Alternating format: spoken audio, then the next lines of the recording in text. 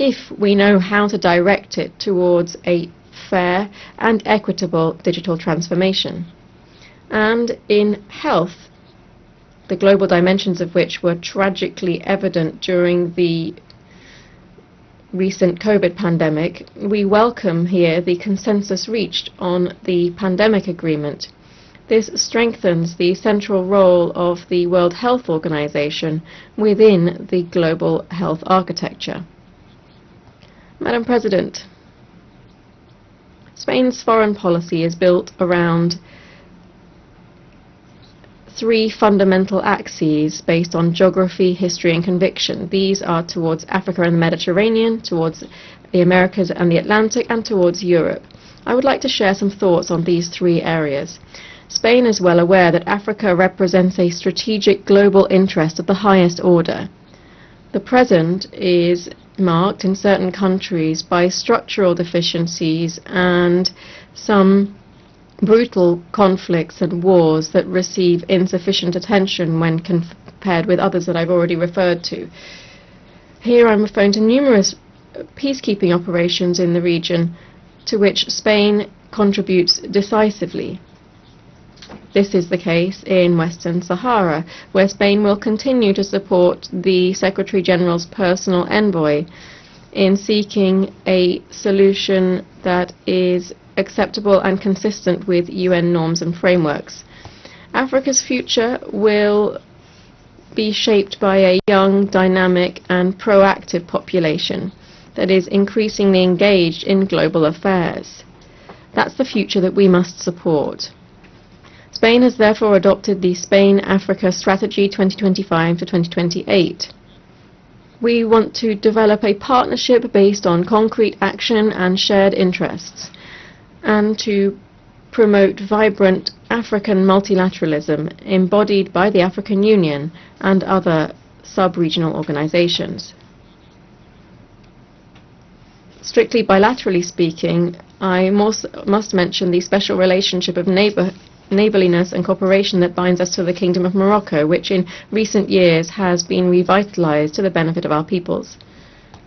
Latin America and the Caribbean represent for Spain a community of kindred nations, an irreplaceable part of our identity strengthened by shared heritage, that is the Spanish language, spoken by 600 million people around the world. Spain holds the pro tempore secretariat of the Ibero-American Community of Nations until the end of 2026, and Madrid will hold the next Ibero-American Summit. We will continue to support the EU's engagement in the region, which will culminate this year in the EU-CELAC summit that will be held in Colombia next month, November. The European Union is one of the greatest achievements of concord and a model for multilateralism. Its voice is more necessary than ever in these times. We therefore advocate for a union that is increasingly effective, cohesive, secure and competitive on the global economy. I think it's important to recall that on the 11th of June this year, we launched a definitive political agreement regarding the key aspects of the future accord between the European Union and the United Kingdom. This was a historic agreement that respects Spain's position on sovereignty and jurisdiction over Gibraltar, which will bring confidence, legal certainty and stability to the lives of the populations of the Campo de Gibraltar and Gibraltar itself. Madam President, I began speaking about the past and present of the United Nations, and I shall dedicate my last few words to its future. In these times of severe budgetary constraints, I call on all member states to reaffirm their commitment to this organization. I encourage all of its personnel, led by the Secretary General, to persist in their enormous efforts towards efficiency and effectiveness, prioritizing those areas whose neglect would represent an unacceptable breach of the ethical standards that must always guide their work. We continue to believe in the need to advance reform initiatives, and we offer our capacity for dialogue and consensus building. as well as our firm multilateral conviction in this endeavour. On this 80th anniversary, which coincides with the 70th anniversary of Spain's accession to the organisation, I wish, Madam President, to renew my country's recognition of all of the men and women working within the United Nations. You are the custodians of the memory of the 20th century and the guardians of the hopes invested in the 21st. And it is now, when so many questions are surrounding multilateralism and cooperation, that we need you most. Thank you very much.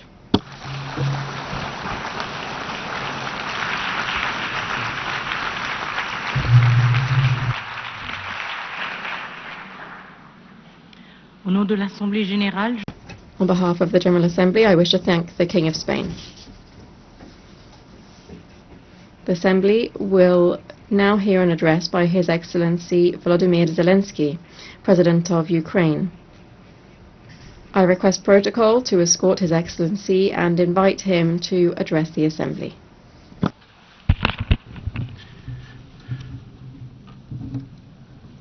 Madam Chair, Deputy Secretary.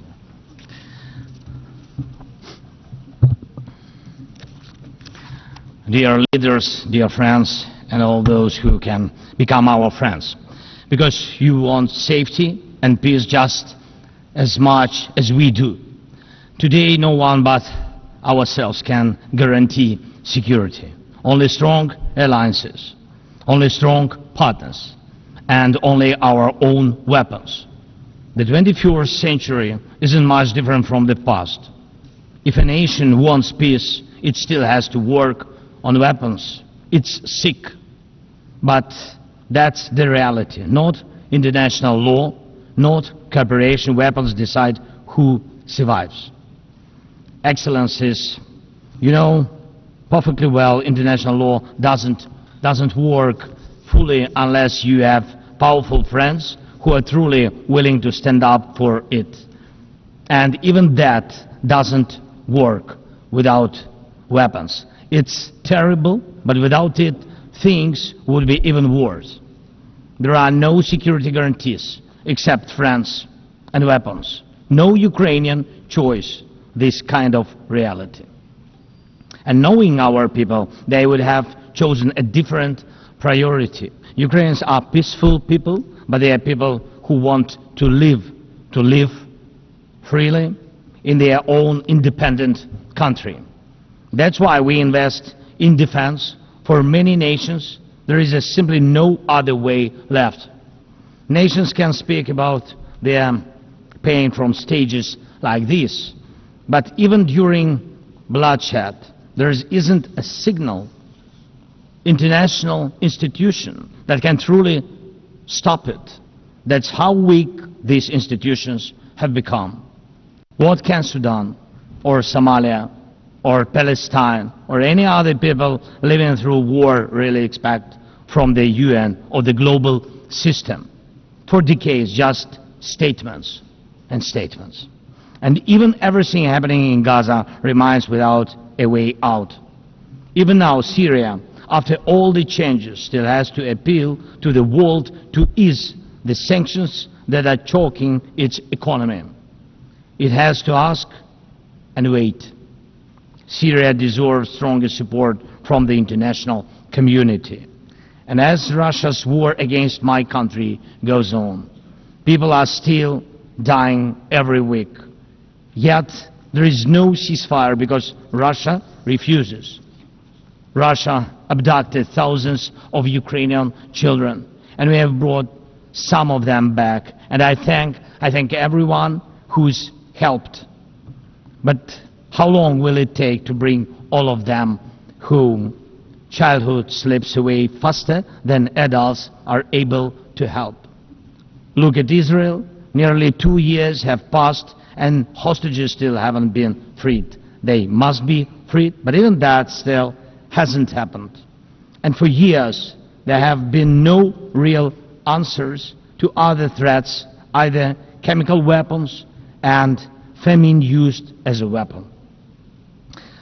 Last year at this assembly I warned the world about the risk of radiation disasters, especially due to Russia's occupations of our Zaporizhzhia nuclear power plant, the biggest in Europe, but nothing's changed.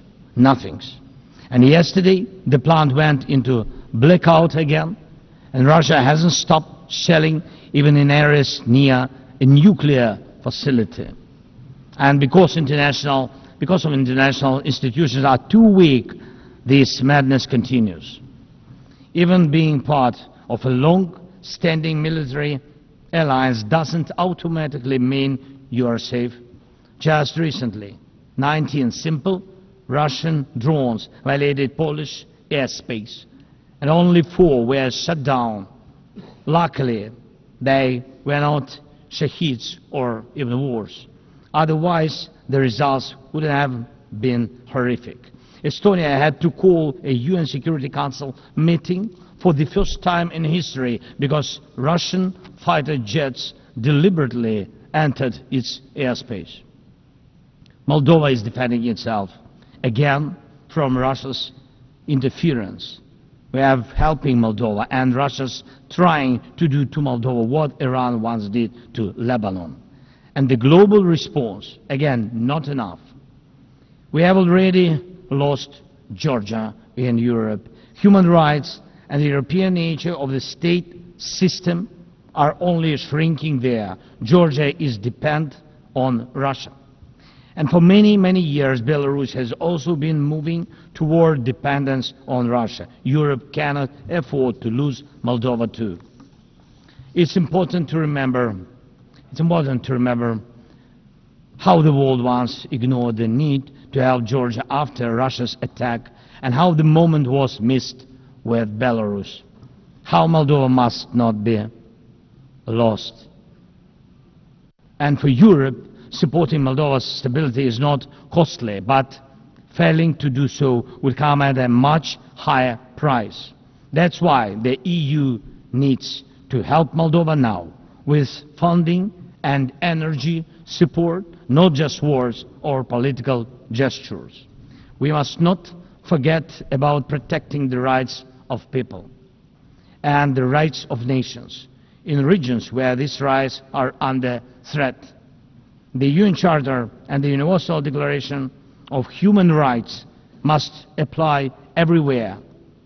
But the Taliban in Afghanistan dragged a whole country back into the dark ages. Cartels in some Latin American countries are more powerful than the government there. This is all about collapse of international law and the weakness of the international institutions. And so it's about the rise of weapons. Weapons decide who survives. Excellencies, yesterday President Trump stood right here in this hall, and God saved him from a murder attempt during the campaign. A shot was fired from a rifle, and just a fraction of an inch saved his life.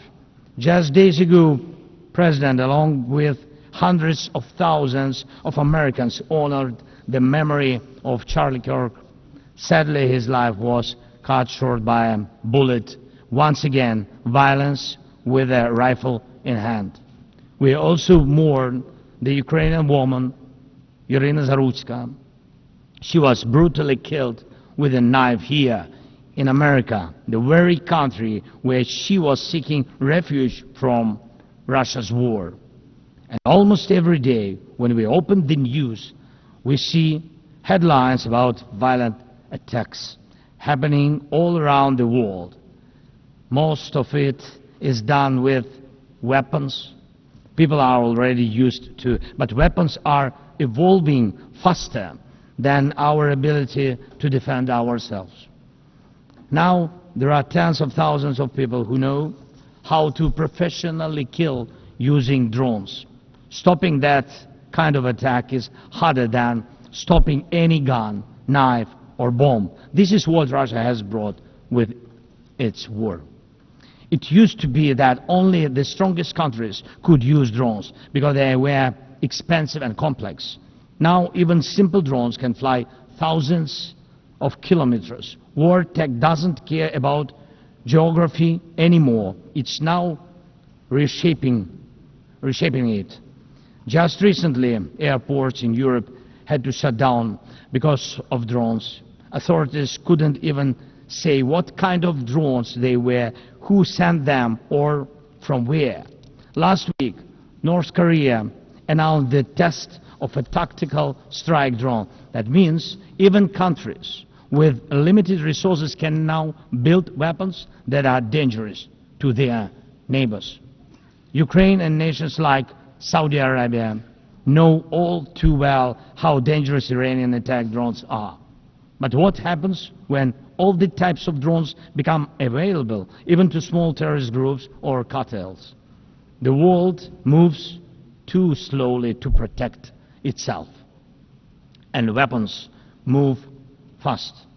Now companies are already working on drones that can shoot down other drones, and it's only a matter of time, not much, before drones are fighting drones, attacking critical infrastructure and targeting people all by themselves, fully autonomous and no human involved except the few who control AI systems. Dear leaders, we are now living through the most destructive arms race in human history, because this time includes artificial intelligence.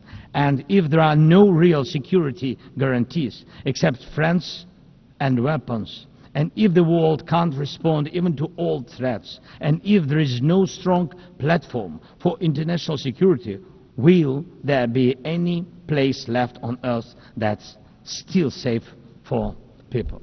We need global rules now for how AI can be used in weapons, and this is just as urgent as preventing the spread of nuclear weapons.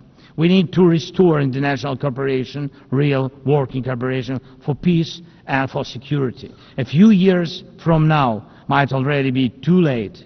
10 years ago, war looked different, and no one imagined that cheap drones could create dead zones, areas stretching for dozens of kilometers where nothing moves, no vehicles, no life. People used to imagine that only after a nuclear strike. Now it's drawn reality. Mass-produced, simple drones, and without AI yet. Ukraine doesn't have the big fat missiles dictators love to show off in parades, but we do have drones that can fly up to 2,000–3,000 kilometers. We had no choice but to build them to protect our right to life. Control over the sea used to depend on having a big navy. Ukraine doesn't have a big fleet, but we succeeded. In the Black Sea, we pushed what's left of the Russian navy into remote base. And we did it with sea drones. That's how we protect our ports and maritime trade routes, because Russia has left us no other choice. And our spiderweb operation, when cheap drones destroyed or damaged dozens of expensive Russian strategic bombers, became a real example for special forces around the world of what new weapons can do to old systems. These very Russian bombers attacked our cities. And none of this would have happened if Putin had not started this full-scale aggression, full-scale war. And every year that this war goes on, weapons become even more deadly. And only Russia deserves to be blamed for this. Dear leaders, to protect lives, Ukraine builds underground schools and underground hospitals. To protect lives, we have to spend more on protecting power stations from drone and missile attacks than on building sports facilities or cultural infrastructure. Ukrainian farmers are learning how to protect their equipment from Russia's FPV drone strikes, and for them that challenge is far greater than climate change. Russia's war has put us in this situation, but do you have protection against similar threats? The facts are simple.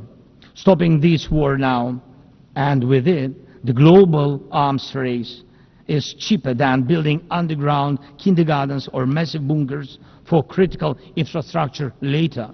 Stopping Putin now is cheaper than trying to protect every port and every ship from terrorists with sea drones. Stopping Russia now is cheaper than wondering who will be the first to create a simple drone carrying a nuclear warhead. So we must use everything we have together to force the aggressor to stop. And only then do we have a real chance that this arms race will not end in catastrophe for all of us. If it takes weapons to do it, if it takes pressure on Russia, then it must be done. And it must be done now. Otherwise, Putin will keep driving the war forward wider and deeper. And we told you before, Ukraine is only the first, and now Russian drones are already flying across Europe, and Russian operations are already spreading across countries, and Putin wants to continue this war by expanding it, and no one can feel safe right now. So first, we are now building a new security architecture for ourselves. More than 30 countries are already part of our coalition, and we are strengthening army, launching joint weapons production with partners, and defining financial commitments for defense in a way that could become a security model for any other nation. If security guarantees work for Ukraine, something more than just friends and weapons, it will mean that people were able to make national security not a privilege for a few nations, but a right for everyone.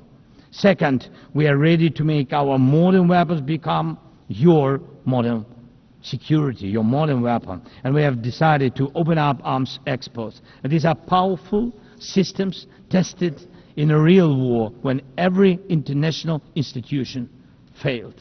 And we are also ready to grow our defense production together with strong partners so that their protection is modern and reliable.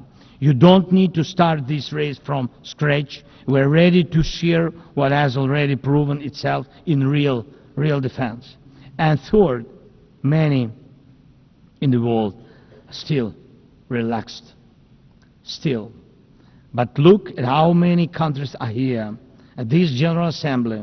Countries that are at war, or just came out of war, or are trying to stop one, or openly getting ready for one. War has already reached too many people to pretend it has nothing to do with you. So it depends on you. Whether you help peace or continue trading with Russia and helping Russia to fund this war, it depends on you. Whether prisoners of war will be freed, whether abducted children will come home, whether hostages will be free. It depends on you what will define existence, war like now, or our joint strong actions as it should be. Yesterday we had a good meeting with President Trump, and I also spoke with many other strong leaders, and together we can change a lot. Of course, we are doing everything to make sure Europe truly helps. And of course, we count on the United States. I appreciate the support we are receiving. Yes, much depends on the G7 and G20, but in the end, peace depends on all of us, on the United Nations. So don't stay silent while Russia keeps dragging this war on.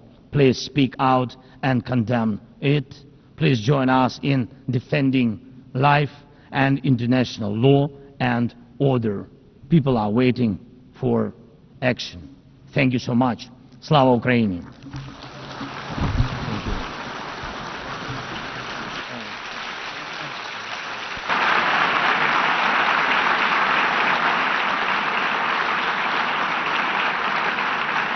Au nom de l'Assemblée générale. On behalf of the General Assembly, I wish to thank the President of Ukraine.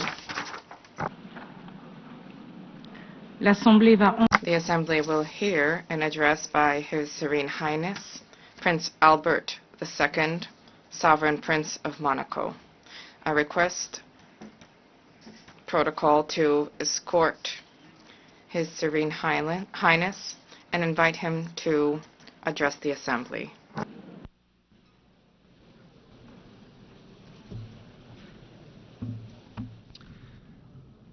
Madam President of the General Assembly, Secretary General, ladies and gentlemen, heads of state and government, excellencies, ladies and gentlemen. 80 years ago, the creation of the United Nations marked a decisive turning point in contemporary history in international relations, offering each state a forum for dialogue and exchange. The ambition of the founders was clear and bold. All nations, large and small, need to be able to participate on equal footing in crafting collective solutions, equality, respect, dialogue. This is the heart of the multilateral spirit and underpinning the values where Monaco found its place within the concert of nations. Over these past 8 decades, the United Nations has supported and ushered in major turning points: the reconstruction of Europe after the Second World War, the process of decolonization, the hope of an international order that is more peaceful after the Cold War. The organization contributed to the establishment of robust international law, the adoption of numerous treaties, law of the sea, counter-terrorism treaties, protection of the environment, the promotion of human rights. Monaco ratified more than 270 of these treaties, which, beyond their symbolic dimension, govern the day-to-day lives of our population. The UN also played a key role in the maintenance of international peace and security. On all continents, these operations help to prevent conflict and to support democratic transitions. International justice, specifically through the judgments rendered by the International Criminal Tribunals, have been significant sources of progress in combating impunity for the gravest crimes, and the International Court of Justice remains a pillar when it comes to peaceful resolution of disputes. The United Nations has been a pioneer in ecological awareness, raising the protection of our planet, mobilizing governments, scientists, civil society to put together concerted strategies, and these are issues which are of tremendous importance to us. The UN has shed light on the role of sports as a vector for peace, for inclusion, for development. Principally, he welcomes the fact that sport is increasingly taking pride of place in the work of the organization. Madam President, we are cognizant of the progress that has been made over the past 8 decades, and yet we have more challenges to surmount, which requires resolute collective action. The progress that we have made is significant, but we have a grim reality. We are in a multipolar world where international realities are significant. There are proliferation of peacekeeping operations show that dialogue and preventive diplomacy, unfortunately, do not always generate the anticipated results. International security is today gravely imperiled. International tensions and conflicts are spreading in all 4 corners of the world, and this makes it all the more necessary for there to be a reaffirmation of the core principles of the United Nations: sovereignty of states, peaceful dispute resolution, respect for international law, and human rights. In this regard, the Principality of Monaco firmly condemns the war of aggression targeting Ukraine and the suffering this has inflicted upon civilian populations, and I reiterated this message just now to President Zelensky. I cherish the hope that a just and lasting negotiated peace agreement can be found soon to guarantee security and to rise to the expectations of the Ukrainian people. In the Middle East, violence has generated unacceptable human suffering casualties. The risk of regional conflagration requires that there be an immediate de-escalation, protection of civilians, the unimpeded delivery of humanitarian assistance, and a sincere relaunch of the peace process on the basis of the 2 states. Peace is not a utopia. Peace is an overriding necessity. These security-related challenges are compounded by environmental challenges. The international community recently met in Nice for the 3rd UN Conference on Oceans, vehemently recalling the need to act for the protection of seas and oceans. The Principality organized, before the conference, a Blue Economy and Finance Forum. Heads of state, economic leaders, investors, philanthropists, development banks, NGOs, 1,800 participants arrived from nearly 100 countries, responding to the call to mobilize more financial resources to invest in a sustainable, regenerative blue economy. And yet, the commitments made under, notwithstanding, there are still challenges. BB&J was adopted in January last, and this should lead us to implement immediately measures for the conservation and sustainable use of the diversity in the high seas. The fight against climate change is a responsibility, a historic responsibility. Acceleration of extreme events requires credible, immediate, financed responses. We are traversing a significant difficulties. There is science which is accessible, abundant, more reliable than ever before. The Paris Agreement, the 10th anniversary of which we are marking this year, provides a structured, transparent framework which should generate a robust trust among all stakeholders. This year, new nationally determined contributions have been published, and this is a reflection of the need to be more and more ambitious. I wish to recall that these ambitions are of carry moral significance, particularly vis-à-vis young people and succeeding generations, but also, as was recently recalled by the ICJ in the advisory opinion. And in this regard, and in accordance with the new collective goal for financing, which was adopted in Baku last year, I decided that my country will double specific financing under climate agreements, and this is by 2028. Let us not forget that there's a need to invest in countering climate change, but there's a need to take into account the depletion of biodiversity throughout the world. COP17 and the Biological Diversity Convention, October 2026, will be held in Yerevan. This is a key opportunity to transform the commitments into reality, specifically when it comes to financing and meaningful protection of ecosystems. Madam President, we cannot pass over in silence the alarming setbacks in human rights. Freedom, the repression of freedom, civil society, excessive use of force, these are all undermining the very basis of civilizations and are resulting in a loss of trust of citizens vis-à-vis systems. Women's rights are a key pillar for peace, for development, and for justice.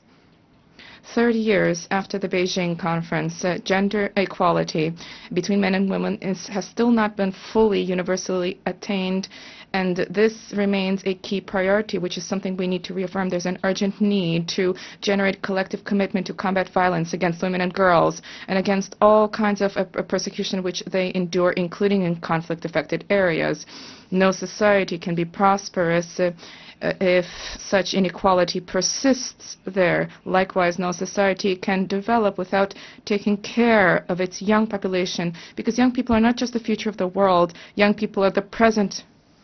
30 years after the World Youth Program, it is incumbent upon us to raise the role of young people in discussions on the economy, civic life, access to education, employment, digital issues. This is not a privilege, this is a right. Madam President, public global health can is a key. Non-communicable diseases are the main cause of premature deaths, and there's a need for cross-sectoral mobilization to address this challenge. I welcome the key role of the WHO with the global action against these diseases, but there's a need to move further to strengthen synergies among the stakeholders to improve the effectiveness of action, particularly among budgetary constraints. The fourth high-level meeting on this issue should generate new momentum to intensify prevention and to provide universal access to high-quality care. Madam President, the 80th anniversary of the United Nations offers an opportunity to breathe new life into multilateralism, to reform its operations, and to address the liquidity crisis. Reform of the United Nations should restore people's trust and to establish an effective structure based on core values. The United Nations is the only universal body which is capable of defending sovereignty of states and embodies the ideal of cooperation amongst peoples. But this is not only at the UN headquarters. The specialized institutions, UNESCO, FAO, and IAEA, and many others. These all play a critical role by providing concrete support for environmental, educational, and social policies of states. helping them to fully meet their responsibility without duplication of mandates in New York, and let us recenter the work of our organization to focus on the priorities enshrined in the Charter.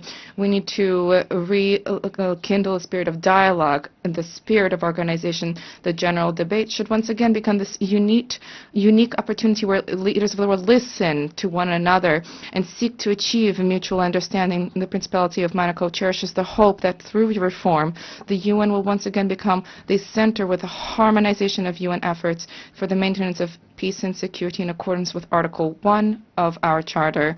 No state alone can resolve the crises plaguing our times. It's by sharing ideas, resources, and willingness that we can together build a future of peace, of lasting peace, because together we are better. Thank you.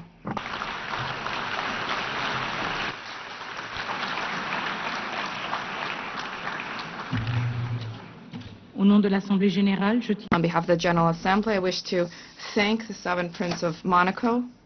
l'Assemblée va en The Assembly will hear an address by His Excellency Masoud Pezeshkian, President of the Islamic Republic of Iran. I request protocol to escort His Excellency and invite him to address the Assembly.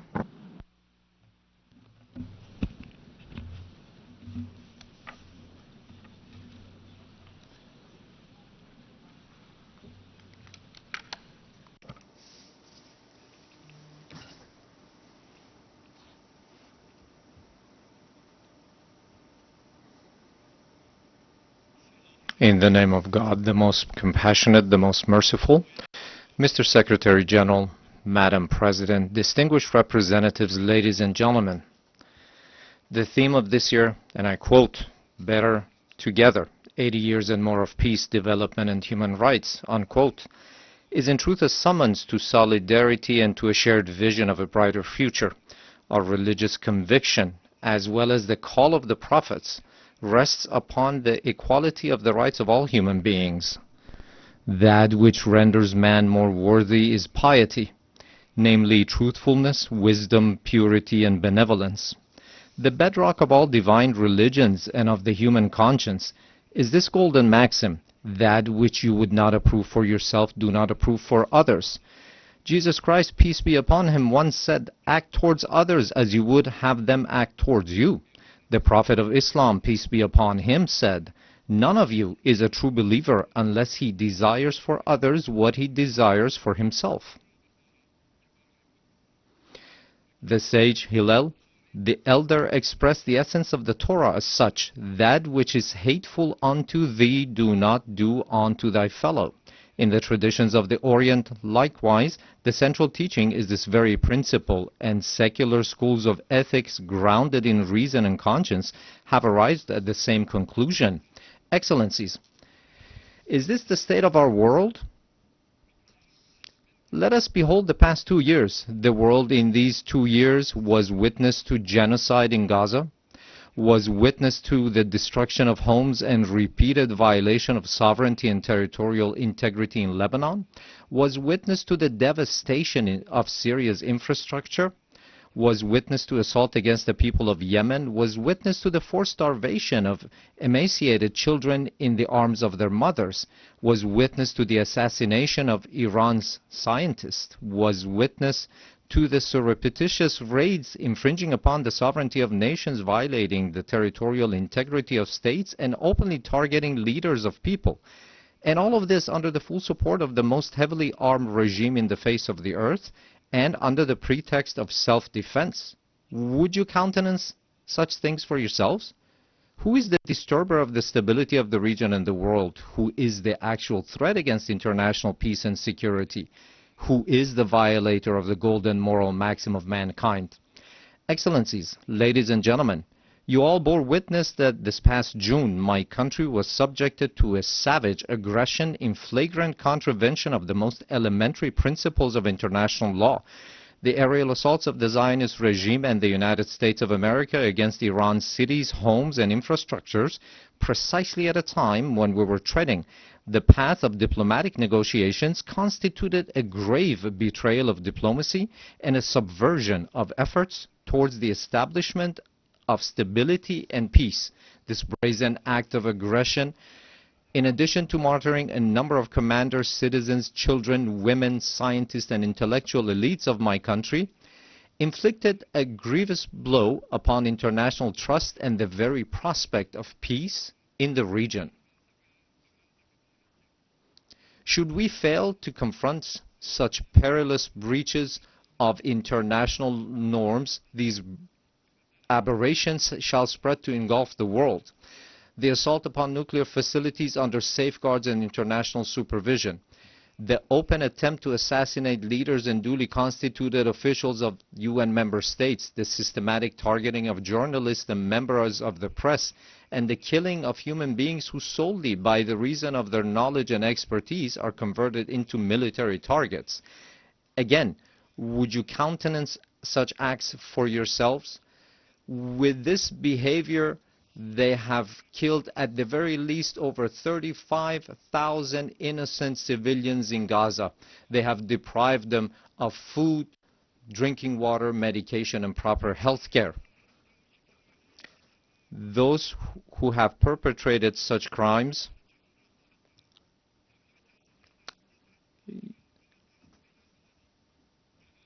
this nation, with a magnanimous spirit and the systematic targeting of journalists and members of the press, and the killing of human beings who solely by the reason of their knowledge and expertise are converted into military targets. Again, would you countenance such acts for yourselves?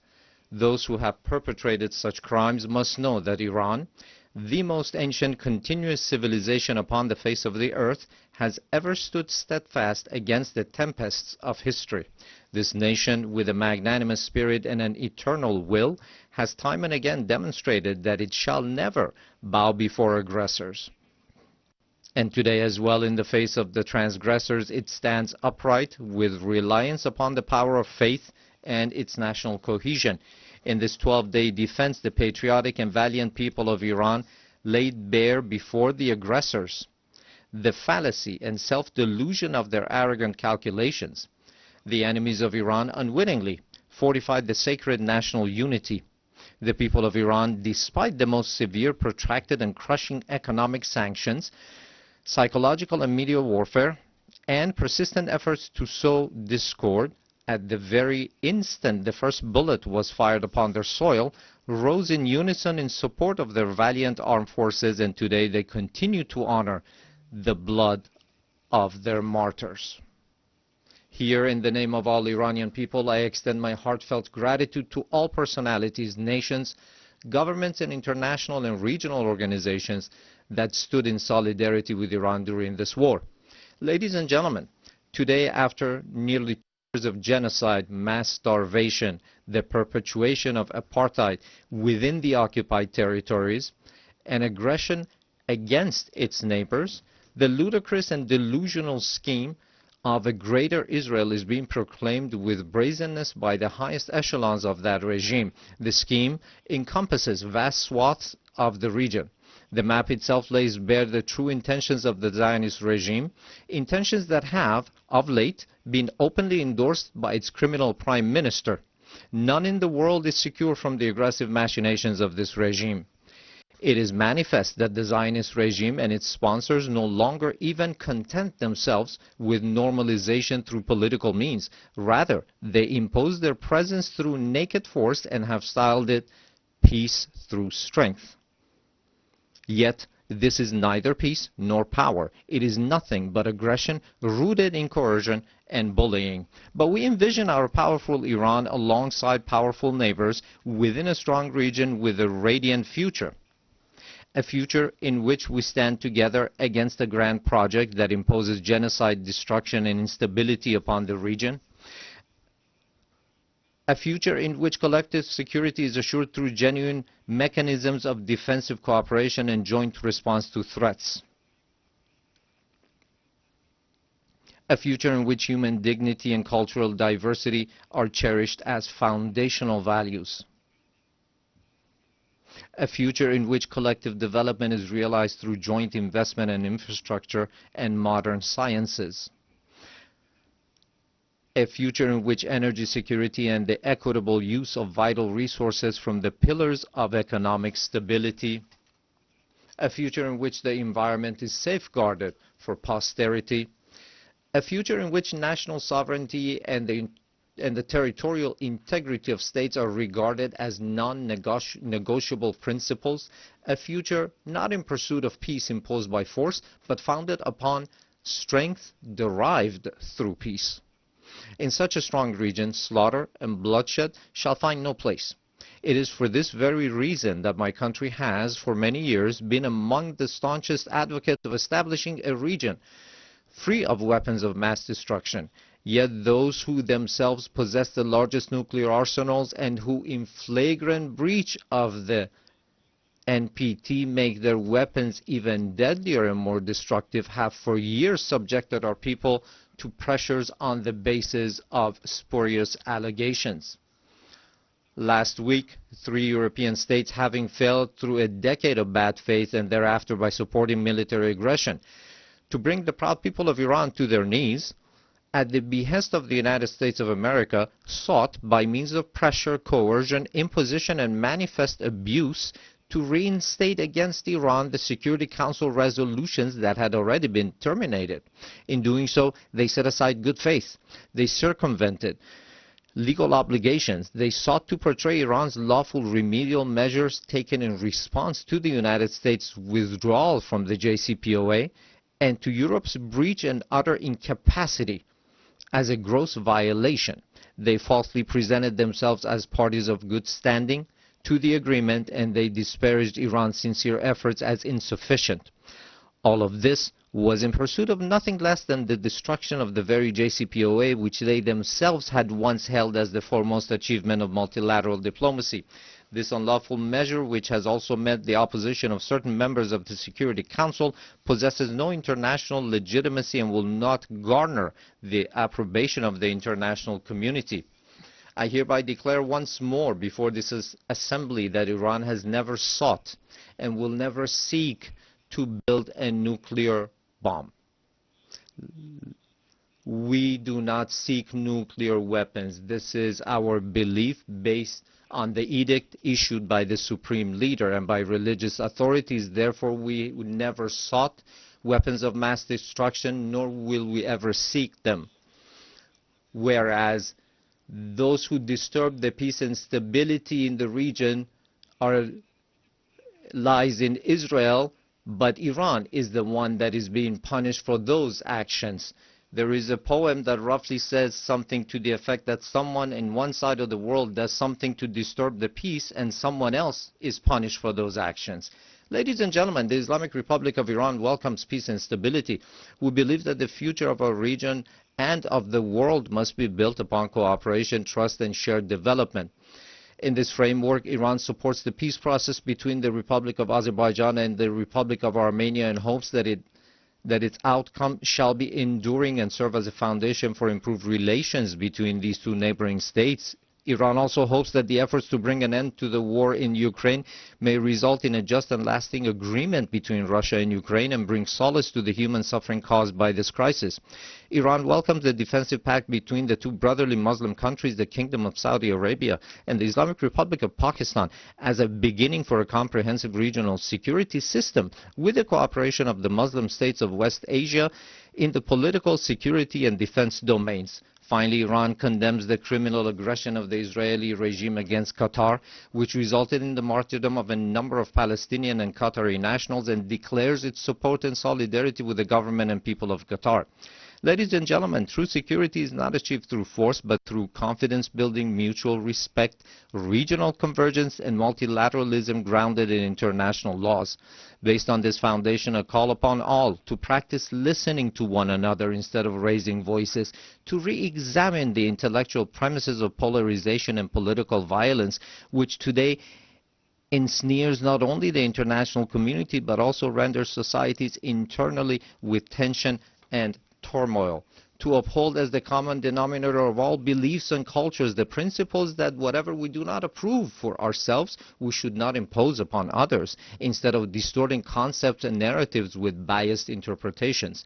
To restore and rehabilitate the credibility of international laws, institutions, and mechanisms, and to commit to the establishment of a regional system of security and cooperation in West Asia. Ladies and gentlemen, we Iranians have extended our power in the world not by producing and employing nuclear weapons, nor by the slaughter of hundreds of thousands in the 20th century, nor by genocide and the imposition of starvation upon the children in Gaza in the 21st century, and not even through the historic empires of Iran, but rather through a culture of human fellowship and the message of empathy of universal sages such as Rumi, Hafiz, Saadi, who 8 centuries ago declared, "Human beings are members of a whole, in creation of one essence and soul.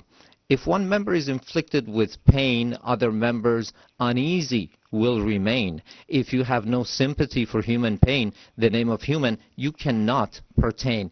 Those criminals who bully by murdering children are not worthy of the name human being, and assuredly they shall never prove to be trustworthy partners." Relying upon its time-honored tradition of altruism and human fellowship, Iran is a steadfast partner and a trustworthy companion for all peace-seeking countries, a friendship and a partnership grounded not in fleeting expediency, but in dignity, trust, and a shared future. We, the upright people of Iran, by standing firm against lawless marauders, have surmounted with honor the injustices, discriminations, and double standards imposed upon us.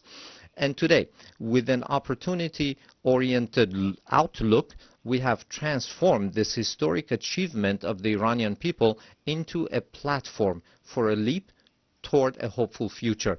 Let us together with you turn threats into opportunities. I thank you.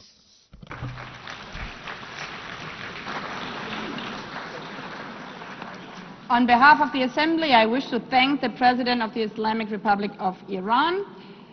The Assembly will hear an address by His Excellency José Raúl Mulino Quintero, President of the Republic of Panama. I request protocol to escort His Excellency and invite him to address the Assembly.